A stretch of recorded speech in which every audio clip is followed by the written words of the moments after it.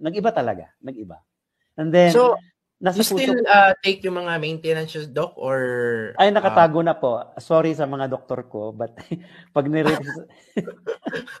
kasi nagpapa-blood chem ako. Nag-blood chem ako like since February, third time na ngayon, and then my kidney function was, I mean, it used to be like around 60 lang. So pag 60 na kasi ang kidney function mo, yung GFR yan, ang tawag din is glomerular filtration rate. Yun ang magdidictate, magsasabi kung how good your kidney is in terms of its function.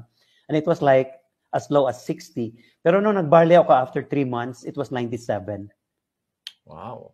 So that classified as excellent na yan. So saan ko pa ba yan, ano pa bang pinagkautangan ko ng loob ko, di barley naman talaga. Wala naman akong ibang iniinom na. Until now, nakatago na lahat yung gamot ko, kahit metformin ko, sa lahat po, wala akong iniinom na. But barley every day.